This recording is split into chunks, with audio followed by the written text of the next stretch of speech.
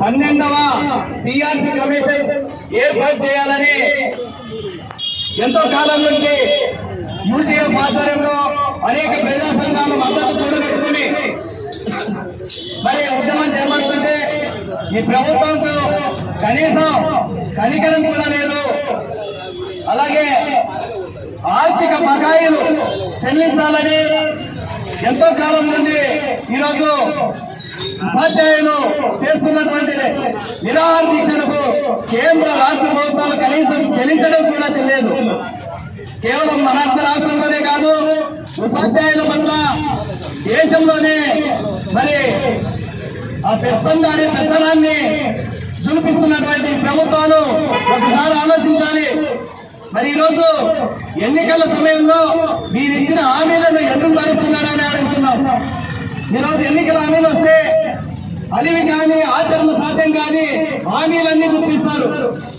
మరి ఈరోజు చదువుకున్న మేధావులు విద్యావంతులు రేపొద్దున రాబోయే తరాలకు విద్యను అందించి భావితరాల భవిష్యత్తును తీర్చిదిద్దాల్సినటువంటి ఈ ఉపాధ్యాయులకు కూడా మీరు మభ్యపెట్టే పరిస్థితుల్లో ఈ రాజకీయ నాయకులు ఉన్నారంటే మరి మీ రాజకీయ భవిష్యత్తు కోసం మీరు ఎంతకైనా దిగజారుతారని ఈ సందర్భంగా మేము తెలియజేసుకుంటున్నాం.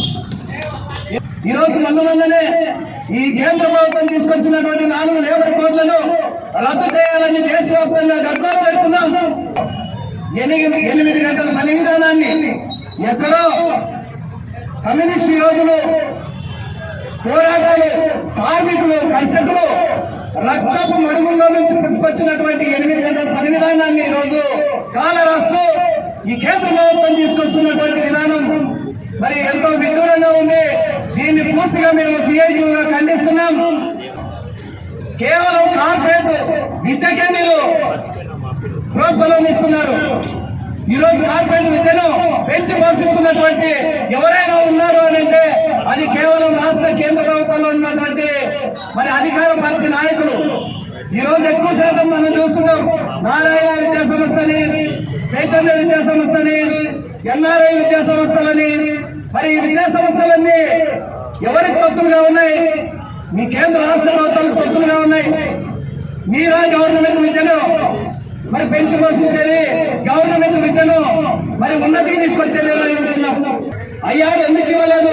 29% ఇవ్వాలని ధర్నా చేస్తున్నాం. ఆర్థిక బకాయిలు చెల్లించాలని ధర్నా చేస్తున్నాం. 12వ పిఆర్సీ కమిషన్ ఏర్పాటు చేయాలని ధర్నా చేస్తున్నాం.